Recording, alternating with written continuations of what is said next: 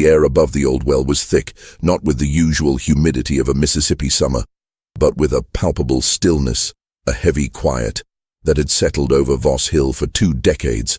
It was a silence born of secrets, a hush that clung to the ancient stones and the gnarled roots of the cypress trees. Edmund Voss, his hands calloused and his brow furrowed, felt the immense weight of the massive, flat stone slab that had sealed the well for 20 years. It wasn't just the physical burden of the rock, but the invisible pressure of unspoken histories, of a town's collective amnesia. When the first groan of iron on stone echoed across the desolate fields, a shiver ran through the few onlookers.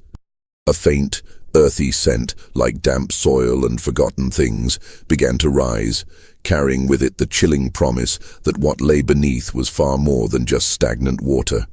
The town of Rayford had held its breath for 20 years, and now, as the seal finally broke, it seemed to hold it once more, waiting for the truth to finally surface. Before we continue with the story of the Voss Plantation, make sure to subscribe to the channel and let us know in the comments what state or city you're listening from. The year was 1887, and the Mississippi sun beat down with an unforgiving intensity, baking the red clay roads into a fine, choking dust. Edmund Voss, a man whose 38 years had etched lines of weariness around his eyes, guided his horse-drawn buggy along the familiar yet strangely alien path toward Voss Hill. 5 years he had spent in Memphis, working as a land surveyor, meticulously mapping out parcels of earth, trying to impose order on a world that felt increasingly chaotic. 5 years he had tried to forget the sprawling, decaying cotton plantation that bore his family's name, the place where he had grown up under the shadow of a father whose presence was as imposing as the grand, now crumbling manor house itself. His father, Harlan Voss, had died in 1882, leaving behind a legacy of debt and disrepair. The once thriving fields, which had stretched for hundreds of acres, were now largely untended, choked with weeds and wild growth. The grand house, Voss Hill, once a beacon of antebellum prosperity, stood like a skeletal monument to a bygone era. Its paint peeling, its shutters hanging askew, its once manicured gardens swallowed by the encroaching wilderness. Edmund had returned to Claiborne County, not out of sentimentality, but out of necessity. A northern land company, with an eye toward timber and potential future development, had expressed interest in the property. It was a chance, perhaps the only chance, to salvage something from the wreckage of his inheritance. He needed to assess the land, to put a value on the ghosts that haunted every acre before the sale could proceed. The journey itself was a slow, arduous affair. The dust, fine as flour, coated everything, his clothes, his skin, the very air he breathed. It tasted of dry earth and forgotten promises. The rhythmic creak of the buggy wheels and the steady clip-clop of the horses' hooves were the only sounds that broke the oppressive silence of the rural landscape. As he drew closer to Rayford, the small, sleepy town that served the surrounding plantations, a hollow feeling began to settle in his chest. It was the peculiar ache of returning to a place you had desperately tried to leave behind, only to find it waiting for you, unchanged in its essence, yet utterly transformed by time and neglect. Rayford itself seemed to have aged, its wooden storefronts leaning more precariously, its streets quieter than he remembered. The locals, many of whom had known him since he was a boy, greeted him with a peculiar mix of deference and unease. Their smiles were thin, their eyes quick to dart away when he met their gaze. There was a palpable tension in the air, a collective unspoken understanding that he, Edmund Voss, was now inextricably linked to the decaying legacy of Voss Hill. He tried to engage them in casual conversation, asking about the old days, about the changes in the county, but their responses were clipped, evasive. It was as if a silent pact had been made, a conspiracy of silence that he, as an outsider, was not privy to. One afternoon, while inspecting the dilapidated barns, Edmund encountered Silas Pruitt. Silas, Now a man in his early 70s, his frame stooped and his face a roadmap of sun-baked wrinkles, had served as the overseer for Harlan Voss for decades. He was a man whose loyalty had been absolute, his methods often brutal, but always effective in his father's eyes. Silas was still living in a small cabin on the edge of the property, a relic of the old order, clinging to the land like a stubborn weed. "Young Mr. Voss," Silas rasped, his voice gravelly with age and years of tobacco. He squinted at Edmund, his eyes, though rheumy, still holding a spark of their former sharpness. "Didn't think you'd be back." "The land company, Silas," Edmund replied, trying to keep his tone neutral. "Got to assess the property." Silas nodded slowly, his gaze drifting toward the distant, overgrown fields. "Aye, the land, always the land." He paused, then his eyes flickered back to Edmund, a strange, almost fearful glint in them.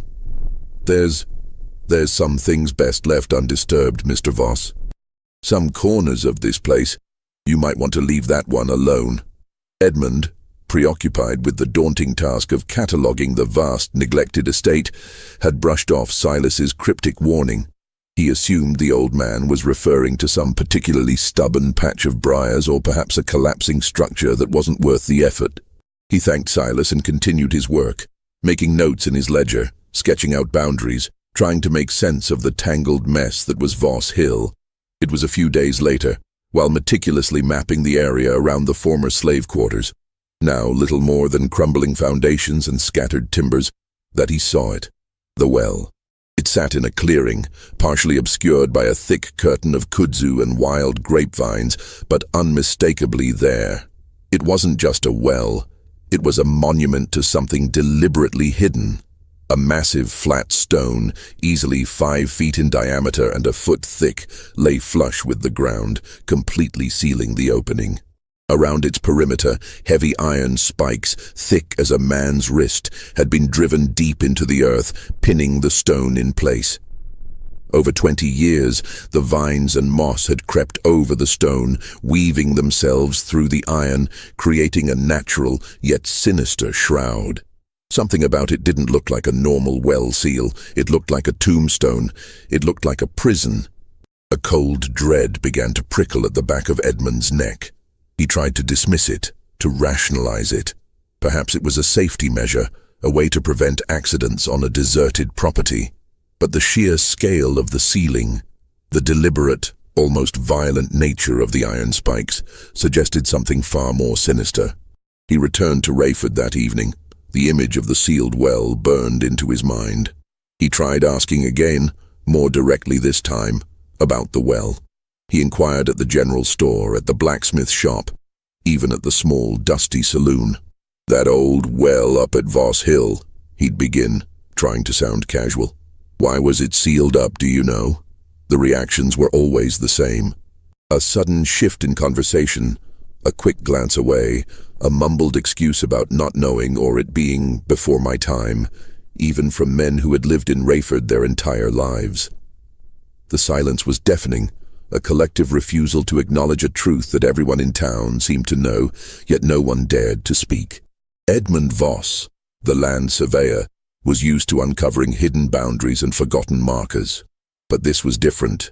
This was a boundary of silence, a marker of fear, and it was beginning to consume him. The town of Rayford, Edmund quickly discovered, guarded its secrets with the fierce devotion of a religious sect. The silence surrounding the sealed well at Voss Hill was not merely a lack of information, it was an active, almost aggressive, refusal to speak. Every inquiry he made was met with a wall of averted gazes, mumbled platitudes, or outright changes of subject. The general store owner would suddenly find an urgent need to restock shelves. The blacksmith would begin hammering a piece of iron with renewed vigor, drowning out Edmund's questions. Even the old men who sat on the porch of the saloon, usually eager to spin tales of the past, would grow quiet, their eyes fixed on some distant point beyond the horizon. It was a chilling display of collective amnesia, a town-wide conspiracy of silence that only deepened Edmund's resolve. He realized that if he wanted answers, he couldn't rely on the spoken word. He would have to dig, not into the earth, but into the dusty archives of the county. His first stop was the county clerk's office in Rayford, a small, cramped room filled with towering stacks of ledgers and brittle, yellowed documents. The clerk, a thin, nervous man named Mr. Abernathy, seemed particularly uncomfortable with Edmund's presence, his hands fluttering over papers as if trying to hide something. Edmund spent days poring over records, his surveyor's eye for detail serving him well. He sifted through property deeds, tax assessments, and official reports, searching for any mention of Voss Hill, of his father, or of the well. His persistence eventually paid off. Tucked away in a ledger marked Public Health and Sanitation Reports, 1865-1870, he found it. An official report, dated July 14, 1867, filed by Harlan Voss. The report stated in formal bureaucratic language that the well water at Voss Hill had become unfit for consumption, likely due to a miasmatic condition of the soil. It recommended immediate sealing to prevent the spread of disease. Edmund stared at the date, July 14, 1867. 20 years ago, almost to the day. The miasmatic condition explanation struck him as vague, almost deliberately so. It was a common enough theory in the mid-19th century, attributing disease to bad air, but it felt like a convenient catch-all, a way to explain away something without truly explaining it. He remembered something else from his childhood, something his father had rarely spoken of, but which had been a quiet, persistent presence on the plantation in the immediate aftermath of the war. A small community of formerly enslaved people had chosen to remain on the Voss Hill grounds. They had stayed on, not as property, but as free laborers, working the fields, trying to rebuild their lives in the shattered landscape of the post-war South. There had been about 14 of them, men, women, and children, a self-contained community that had persisted through 1866 and into 1867. Edmund, as a boy, had occasionally seen them, heard their voices from the quarters, a distant hum of life that had abruptly ceased. He decided to broaden his search to the Freedmen's Bureau records. The Bureau had maintained an active office in nearby Port Gibson during Reconstruction, tasked with assisting formerly enslaved people in their transition to freedom. It was a long, dusty ride to Port Gibson, but Edmund felt a growing urgency. He spent another week in the Bureau's archives, a more organized but equally neglected collection of documents. He found records of labor contracts, land disputes, and requests for aid. He meticulously cross-referenced names, dates, and locations, and then he found the gap. In a register of residents and laborers associated with Claiborne County plantations, under the heading Voss Hill Plantation, he located 14 names. They were entered in the spring of 1867, but there were no subsequent records, no entries indicating they had moved away, no new labor contracts, no requests for assistance from other counties. Crucially, there were no death certificates. They simply vanished from the official record. 14 names entered and then nothing. It was as if they had been erased from existence. Edmund's training as a surveyor, his instinct for patterns and anomalies screamed at him. This wasn't a clerical error. This was a deliberate void. He returned to Voss Hill, the miasma report and the missing names swirling in his mind. He walked the grounds again, his gaze now fixed on the sealed well. It sat at the very center of what had once been the bustling heart of the slave quarters, surrounded by the faint outlines of cabins, the communal cooking fires, the small plots where families had tried to grow their own food. The location was chillingly precise. He remembered the county physician's log, Dr. Horace Gage. He had seen a brief, almost dismissive entry in the county records. He went back to the clerk's office, insisting on seeing Dr. Gage's personal logs, a collection of leather-bound books that Mr. Abernathy reluctantly produced from a locked cabinet. After hours of searching, Edmund found it. A single entry, dated July 16, 1867, 2 days after Harlan Voss filed his miasma report. The entry was brief, almost cryptic. Visited Voss Hill. found no evidence of disease, though conditions were irregular. Conditions were irregular. The phrase echoed in Edmund's mind, a chilling understatement that spoke volumes. It wasn't a medical diagnosis, it was an observation, a judgment, a carefully worded evasion. What conditions had Dr. Gage found? What had been so irregular that it warranted such a peculiar, almost coded description? The phrase would haunt Edmund for weeks, a persistent whisper in the back of his thoughts, a silent accusation from the past. The well, sealed and silent, seemed to mock his efforts, daring him to uncover the truth that Rayford had so carefully buried. The silence of Rayford was a formidable barrier, but Edmund Voss was a man accustomed to breaking ground. He understood that official records, while crucial, often told only a fraction of the story. The true narrative, he suspected, lay in the memories of those who had lived through that time, those who had witnessed the events of 1867 from the periphery. His search eventually led him to Ruth. Ruth lived in a small weathered cabin on the very edge of Rayford, nestled amongst a grove of ancient pecan trees. Her home was humble, but meticulously kept, a testament to a life of quiet resilience. She was an elderly black woman, her face a tapestry of wrinkles. Her eyes, though clouded by age, still held a deep, knowing intelligence. She had been a young woman in 1867, barely out of her teens, working as a laundress for one of the more prominent families in Rayford. She had seen much, heard more, and understood even more than she let on. Edmund approached her with caution and respect, explaining his purpose, the mystery of the well, the missing names. Ruth listened patiently, her hands, gnarled with age, resting in her lap. For a long time, she said nothing, her gaze fixed on some distant point beyond the cabin's window. Edmund felt the weight of her silence, the decades of unspoken truths that lay behind it. Slowly, hesitantly at first, then with a growing clarity, Ruth began to speak. Her voice was soft, raspy, but each word carried the weight of memory. She spoke of the community at Voss Hill, the 14 souls who had stayed on after the war, clinging to the hope of a new life. She spoke of Delia. Delia, Ruth explained, was a woman in her late 30s, a figure of quiet strength and unwavering resolve. She had been the main house cook at Voss Hill for years, a position that had given her a unique understanding of the plantation's inner workings, its rhythms, and its secrets. More than that, Delia was the de facto leader of the group, a natural matriarch who possessed both a keen intellect and a compassionate heart. She was the one who organized their labor, mediated disputes, and most importantly, held their collective hope in her steady hands. She couldn't read or write herself, but she understood the power of words, the necessity of documentation in a world that sought to deny their very humanity. Her husband was August, a man of quiet dignity and immense skill. August was a carpenter, his hands capable of coaxing beauty from raw timber. He had built many of the cabins in the quarters, repaired the plantation's fences, and crafted furniture for the main house. He was Delia's rock, her steadfast partner, and a respected figure within their small community. Together, they had 3 children.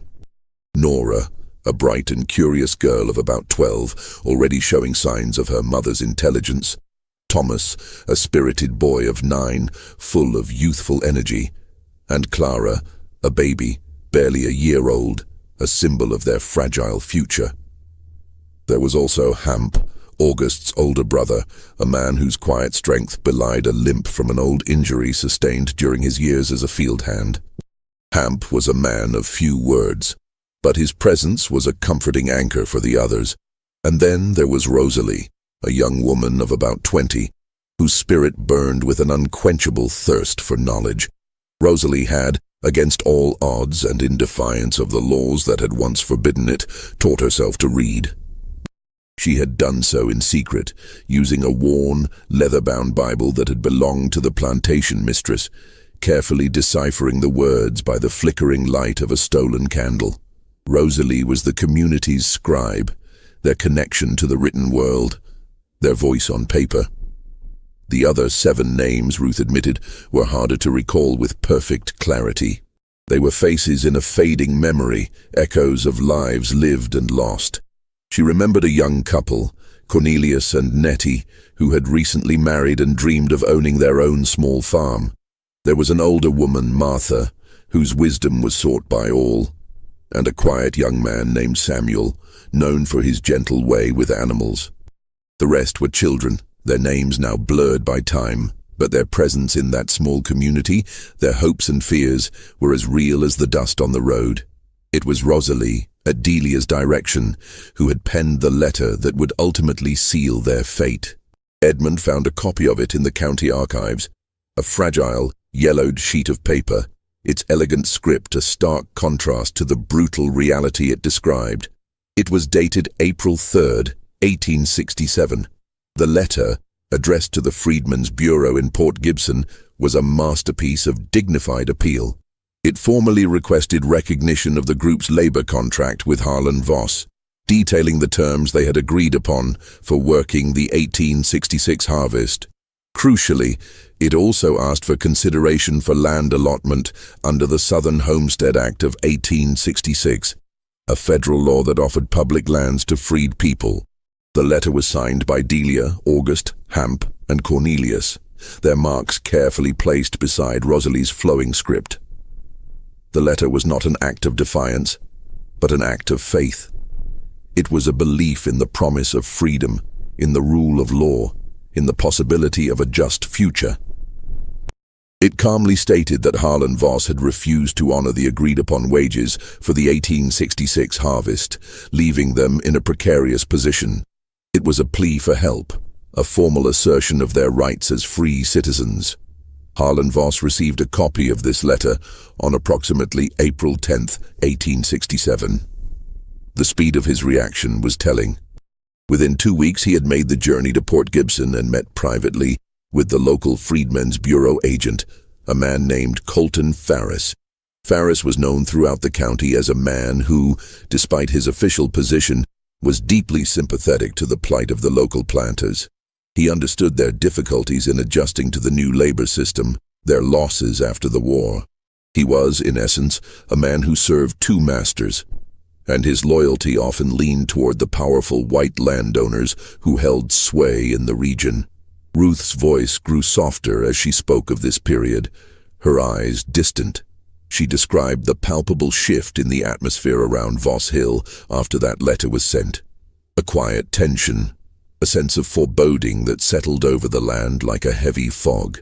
The politics of Reconstruction Mississippi were a brutal reality. The promise of black land ownership, of true economic independence, was met with fierce hostility by former Confederates who saw it as an affront to their very way of life. The vulnerability of Delia, August, Rosalie, and the others was immense. They were 14 souls, standing on the precipice of a new world, armed only with hope and a piece of paper, against the entrenched power of a system determined to keep them in their place. Ruth's words painted a vivid, heartbreaking picture of their courage, their dreams, and the insidious forces gathering against them. Harlan Voss was not a man given to grand pronouncements or theatrical displays of anger. His power was far more insidious, rooted in a cold, calculating pragmatism that had served him well throughout his life. Edmund, through his father's old ledgers and the hushed whispers of the town, began to piece together the portrait of a man who, in 1867, was teetering on the brink of ruin. The war had stripped him of his most valuable assets, his enslaved workforce, and the subsequent economic upheaval had left his once vast cotton empire deeply in debt. He was a man who genuinely believed in the old order, in the inherent rightness of white supremacy and the natural subservience of black people. The idea of his former property not only demanding wages but also asserting a claim to land under federal law was not just an economic threat. It was a profound personal affront, a challenge to his very identity and status. He was terrified of debt, of losing Voss Hill, of becoming a pariah among his peers. This fear, coupled with a deep-seated paranoia about the changing world, made him a dangerous man. He saw the Freedmen's Bureau, and indeed the entire Reconstruction government, as an illegitimate imposition, a foreign body attempting to dismantle the fabric of Southern society. He had allies, of course. Men in Rayford and Port Gibson who shared his views, who felt the same gnawing fear of a world turned upside down. They were the local magistrates, the merchants, the other planters, all bound by a common interest in maintaining the racial hierarchy and their economic dominance. Harlan's problem, however, was a practical one. Delia and her community were legally free. Their letter to the Bureau, meticulously penned by Rosalie, created a paper trail, a formal record of their grievances and their claims. The Southern Homestead Act, though often circumvented, technically offered them a pathway to land ownership. This was a direct challenge to Harlan's authority, a precedent he could not allow to stand. The summer of 1867 in Claiborne County was a season of oppressive heat and simmering tension. The air hung heavy and humid, broken only by the buzzing of cicadas and the distant rumble of thunder. Edmund imagined his father during those months, his movements becoming more frequent, more clandestine. Harlan would ride out from Voss Hill, not to inspect his fields, but to meet with men in hushed tones, in the back rooms of stores or under the shade of ancient oaks. He met with Silas Pruitt repeatedly, the overseer's loyalty unwavering, his willingness to carry out Harlan's bidding absolute. Silas, a man whose life had been defined by enforcing Harlan's will, would have seen any challenge to his master as a challenge to his own existence. More disturbingly, Harlan also met with Dr. Horace Gage, the county physician. Dr. Gage was a man of science, or so he presented himself, but he was also, Edmund discovered through careful cross-referencing of old county records and a few discreet inquiries, a quiet but active member of a local organization that operated under the innocuous name of the Rayford Protective League. This was no mere social club. The League was a thinly veiled clan-adjacent group, a network of white men dedicated to preserving order and protecting Southern values, euphemisms for suppressing black advancement and maintaining white supremacy through intimidation and violence. Edmund found a single chilling reference to the League in a collection of letters from a Methodist circuit preacher. The preacher, who had visited Rayford in 1868, wrote to his denomination's leadership about organized terror operating in the name of order in the county, detailing instances of threats, property destruction, and disappearances aimed at discouraging freed people from voting or acquiring land. The preacher, a man of God, had been deeply disturbed by what he witnessed, but his words, like so many others, had been largely ignored by the wider world. Between June and July of 1867, as the cotton plants grew tall and the heat became almost unbearable, something happened at Voss Hill, something that the town of Rayford, collectively and deliberately, chose not to see. The details remained shrouded, obscured by the passage of time and the impenetrable wall of silence. But the pieces were beginning to fit together for Edmund. His father's fear, the letter from Delia, the complicity of Silas Pruitt, the involvement of Dr. Gage, and the sinister shadow of the Rayford Protective League. The sealed well, Edmund realized with a growing sense of dread, was not just a cover for contaminated water. It was a monument to a crime, a silent witness to a truth that had been buried alive. The suspense tightened around him, a cold knot in his stomach, as he knew, with chilling certainty, that he was about to unearth something far more disturbing than he had ever imagined. The decision to open the well was not made lightly. For weeks, Edmund had wrestled with the implications, the potential consequences of disturbing a 20-year-old secret. The town's silence, Silas Pruitt's cryptic warning, Dr. Gage's unsettling entry, and Ruth's fragmented memories had woven a tapestry of dread around the sealed stone.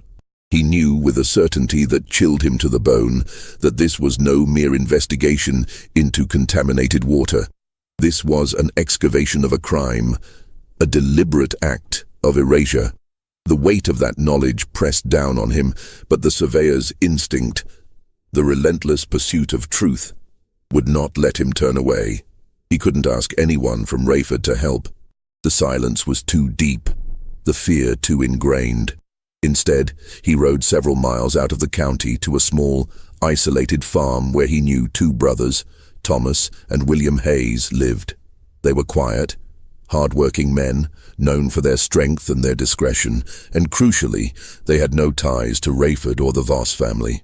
He offered them a generous sum, explaining only that he needed help moving a very heavy stone. They agreed, their faces impassive, their questions unasked. The morning of the excavation dawned clear and hot, the kind of day where the air shimmered above the fields. Edmund, Thomas and William arrived at the well with a wagon loaded with tools. Heavy iron bars, thick ropes, a sturdy wooden tripod, and a block and tackle. The well sat in its clearing, still shrouded in kudzu, the iron spikes now clearly visible beneath the tangled vines. It looked less like a well and more like a forgotten altar, a place where something sacred had been entombed. The process was arduous, a slow, deliberate battle against time and nature. First, they had to clear away the dense overgrowth, hacking through thick vines that had woven themselves into a formidable net around the stone.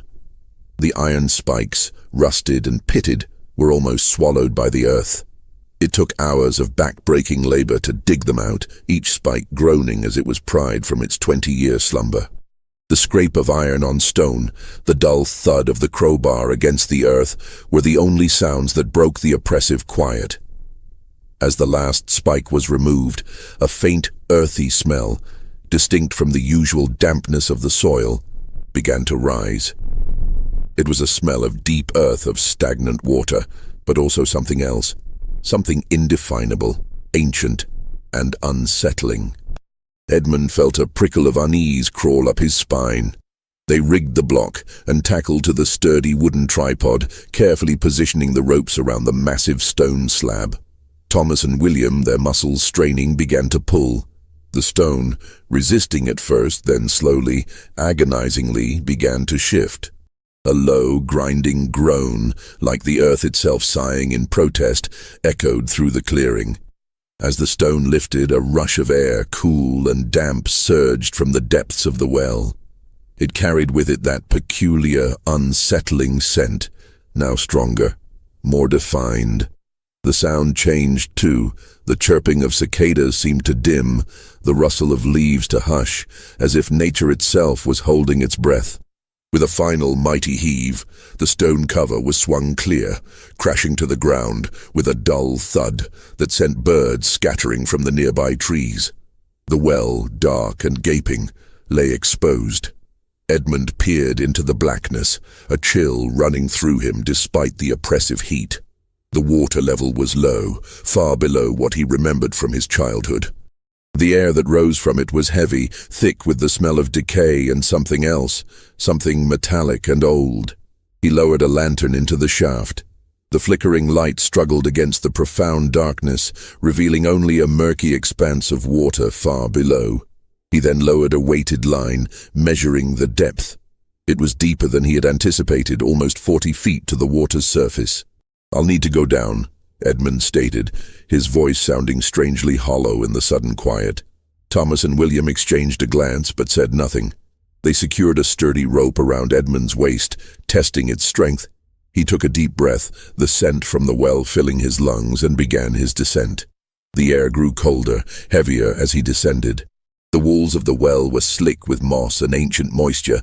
The lantern cast dancing shadows, making the darkness seem to press in on him from all sides. He reached the water's surface, his boots splashing softly. The water was still, black, reflecting the lantern light like a shattered mirror. He scanned the bottom, his heart pounding a slow, heavy rhythm against his ribs. And then he saw them. Beneath decades of silt and standing water, partially submerged, were bundles. They were wrapped in oilcloth, a heavy, waxed canvas, bound tightly with thick wire.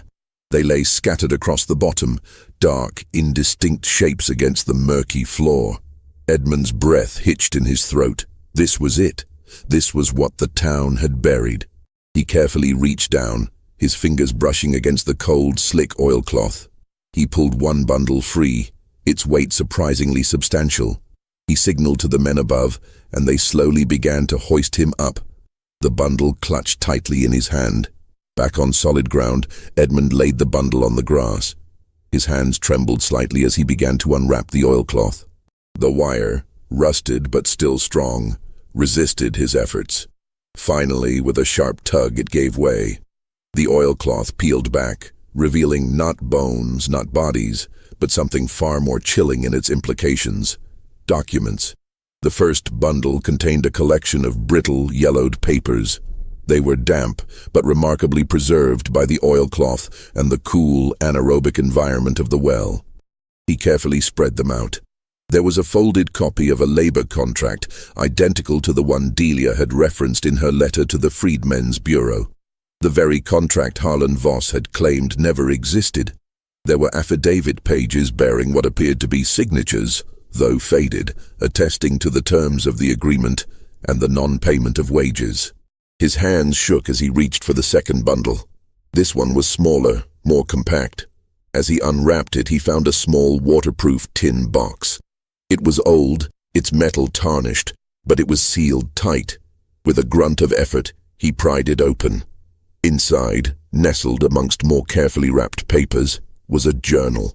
It was a small, leather-bound book, its pages filled with elegant flowing script. Delia's journal, he realized, or rather Rosalie's careful handwriting rendering Delia's words. He opened it to a random page, his eyes scanning the words. A voice from the past suddenly speaking to him. And then beneath the journal, he found it. A single sheet of paper folded multiple times, its edges softened by time. It was a list of 14 names written in pencil in Delia's own hand. The paper, though fragile, had been preserved by the dry cold of the well's depth and the meticulous oilcloth wrapping. He read them aloud, his voice barely a whisper. Delia, August, Nora, Thomas, Clara, Hamp, Rosalie, Cornelius, Nettie, Martha, Samuel, and 3 other names less distinct but undeniably there. 14 names, including the baby Clara. The miasma report, the silence of Rayford, the irregular conditions. It all coalesced into a single, horrifying truth. The well had not been sealed to contain disease. It had been sealed to contain evidence. What do you think Edmund will do with these shocking discoveries? Share your theories in the comments below, and don't forget to hit that like button if you're gripped by this story. Edmund returned to Ruth's cabin, the tin box clutched in his hand, the weight of its contents pressing down on him. He laid the documents on her small, worn table, spreading them out carefully. The labor contract, the affidavits, and most chillingly Delia's list of 14 names. Ruth, her eyes wide, peered at the papers, her gaze lingering on the familiar script of Rosalie in the journal, and then on Delia's own careful pencil marks on the list. A low moan escaped her lips, a sound of deep sorrow and long-held pain. "I knew," she whispered, her voice barely audible. "I always knew." But no one would listen. No one would speak. Edmund urged her to tell him everything, to finally break the silence that had suffocated Rayford for 2 decades. Ruth, her hands trembling, began to recount the events of that fateful summer, her memories now sharpened by the tangible proof before her. She was approximately 75 years old in 1887, but in 1867 she'd been a young woman, living just outside the plantation boundary, close enough to hear the sounds of Voss Hill, but far enough to be considered outside its immediate sphere of influence. She worked as a laundress for a family in Rayford, walking the dusty roads daily, observing the subtle shifts in the town's atmosphere. "It was July," Ruth began, her voice gaining strength as the memories flooded back. "The heat was terrible, just like it is now. But there was another kind of heat, a bad feeling hanging over Voss Hill. Mr. Harlan, he was riding around more than usual, meeting with folks, his face tight like a drum. And Silas Pruitt, he was always at his heels like a shadow." She spoke of the nights. "I heard the wagons, Mr. Voss. Not the regular farm wagons, but heavy ones, moving slow late at night. 2 nights I heard them in the middle of July. The first night I heard voices low and gruff, and then a different sound, like something heavy being dragged. And then the second night it was quieter, just the wagons and then nothing. Ruth described the chilling silence that followed. After that second night, there was no more singing from the quarters, no children laughing, no sound of Delia's cooking fire, just quiet, a deep, unnatural quiet. The next morning, driven by a gnawing unease, Ruth had walked to the edge of the road that bordered Voss Hill, near where the quarters stood. What she saw, or rather, what she didn't see, confirmed her worst fears. The quarters were empty, utterly, completely empty. Every pot, every cloth, every small, cherished possession they had owned, gone. It was as if the 14 souls had simply vanished into thin air. And the well, Ruth continued, her voice dropping to a whisper. The well, which had been open and in use the day before, where Delia would draw water for her cooking, where the children would play nearby, it was covered. That big stone, just like you found it, and the spikes. It was like they wanted to make sure no one ever looked inside. She had told no one for 20 years. The fear had been too great, the consequences too dire. She had seen what happened to others who dared to speak out, to challenge the established order. She had witnessed the swift, brutal retribution meted out by men like Harlan Voss and the shadowy figures of the Rayford Protective League. Her silence had been a matter of survival. As she finished her story, Ruth reached into the pocket of her apron. Her hand, gnarled with age, slowly withdrew a small object. It was a carved wooden button, painted a faded, almost imperceptible red. The paint was worn thin in places, but the delicate carving was still visible. August made this, she said, her voice thick with emotion. He made them for Delia's Sunday dress. She loved them. I found it in the road that morning near the quarters, in July of 1867. It must have fallen off. I kept it. I don't know why, just kept it. She pressed the button into Edmund's hand. It was warm from her touch, a small, tangible link to a past that had been deliberately erased. The button, a simple token of love and craftsmanship, now carried the immense weight of a hidden tragedy. Edmund stared at it, then at the list of names, then at Ruth's tear-filled eyes. The truth, long buried, was finally beginning to surface, piece by agonizing piece. The full horror of what had transpired at Voss Hill was slowly, inexorably revealing itself. This story is getting intense, isn't it? Isn't? If you're on the edge of your seat, make sure to share this video with a friend and subscribe so you don't miss what happens next. The weight of the tin box, filled with its damning contents, felt heavier than any burden Edmund Voss had ever carried. The documents, Delia's journal, the list of names, and the small, faded red button from Ruth. They were not just pieces of paper and wood. They were the echoes of lives brutally silenced, a testament to a profound injustice. Edmund knew, with a chilling clarity, that he could not simply walk away. The surveyor in him demanded truth. The man in him demanded justice, however belated. His first step was to take the documents to the highest authority he could find, Judge Anson Whitfield in Jackson, Mississippi. Jackson, the state capital, was a bustling city, a stark contrast to the quiet, conspiratorial silence of Rayford. Judge Whitfield was a federal circuit judge, a man of stern demeanor and a reputation for upholding the law, even in the tumultuous years after Reconstruction. But the year was 1887. Reconstruction was officially over.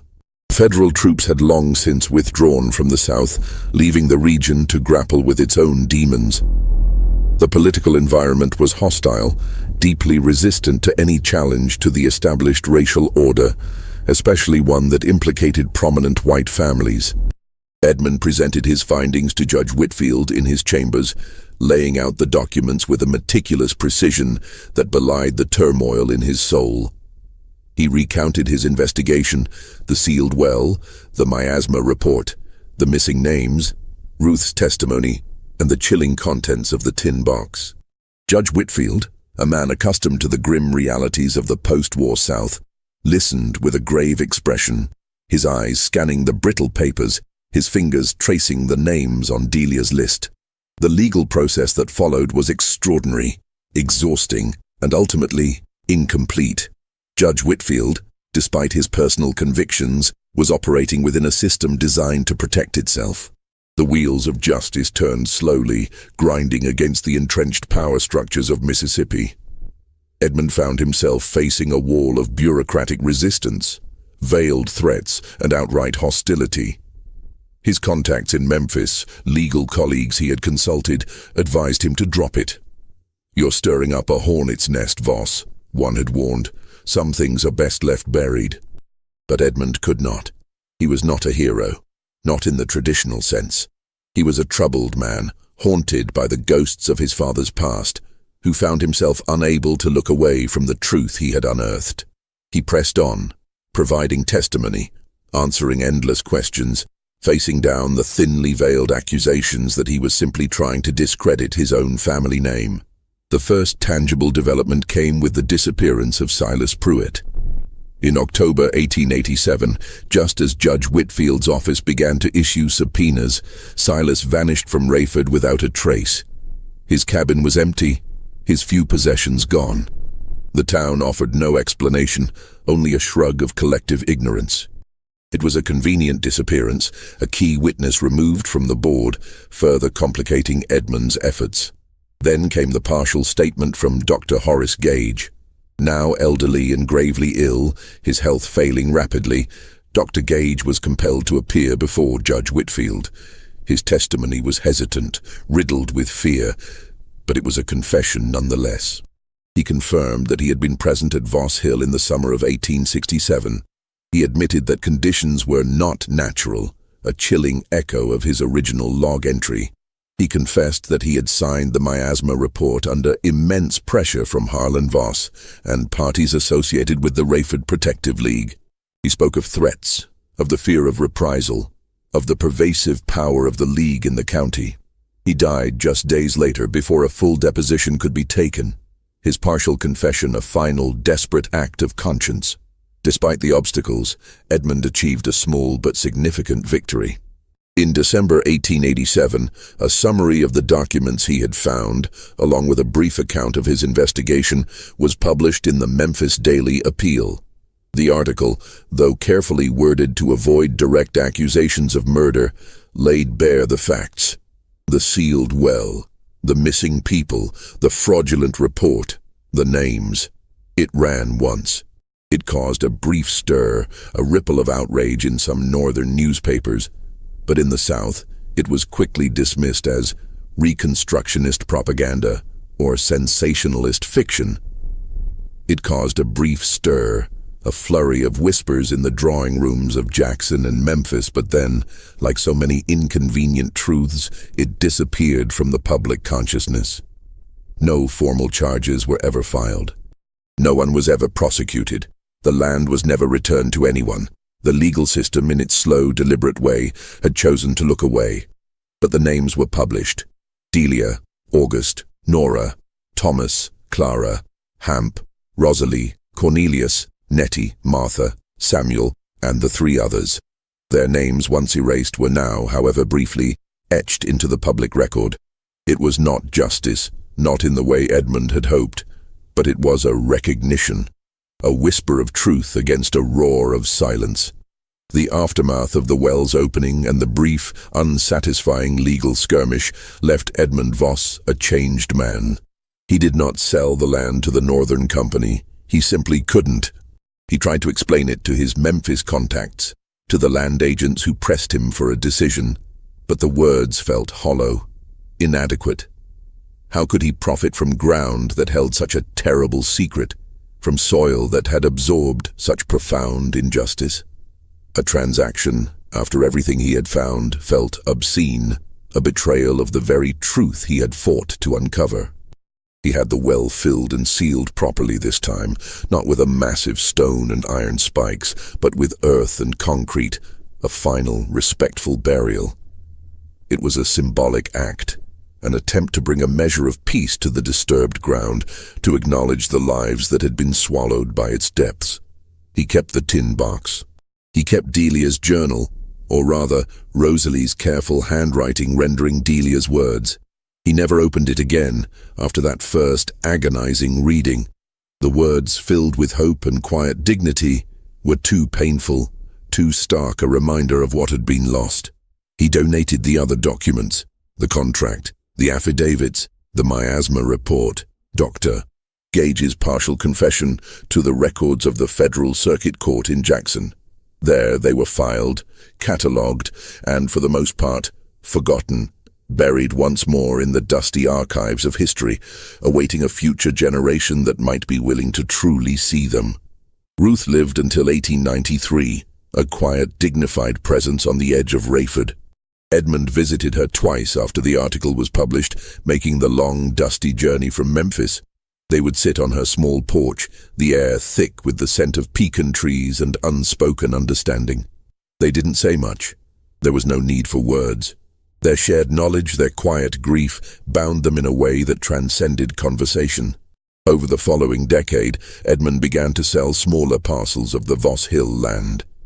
He did so quietly, without publicity, and at prices significantly below market value. He sold them to black farming families in Claiborne County, families who, like Delia and August, were trying to build something of their own, to carve out a life of independence on ground that had cost more than anyone should have to pay. It was